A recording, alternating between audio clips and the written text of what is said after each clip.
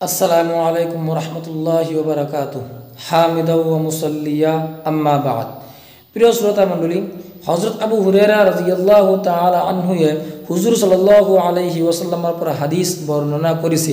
হুজুর সাল্লাল্লাহু আলাইহি ওয়াসাল্লামে তিনিবার কইছে, হে মানুহৰ নাক খাক আলুদ হোক, হে মানুহৰ নাক খাক আলুদ হোক।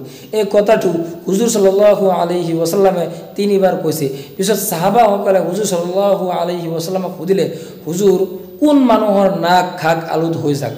পিছত হুজুৰ সাল্লাল্লাহু আলাইহি ওয়াসাল্লামে কৈছে, ওইসকল মানুহ যিসকল মানুহে নিজৰ মা দেউতাকক কি কৰিছে পাইছে আৰু পোৱাৰ পিছত নিজৰ মা দেউতাকৰ খিদমত কৰা নাই আৰু জান্নাত পোৱা নাই, সেইসকল মানুহৰ নাক খাক আলুদ হৈ যাক।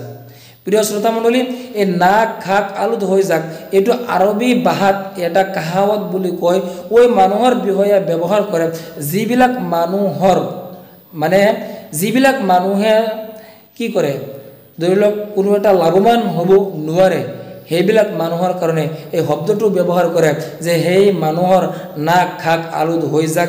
যিসকল মানুহে নিজৰ মা দেউতাকক পাইছে আৰু পোৱাৰ পিছত জান্নাতৰ ভাগ্য হোৱা নাই, সেইবিলাক মানুহক কৈছে যে সেইবিলাক মানুহ কি হোক, নাক খাক আলুদ হৈ যাক।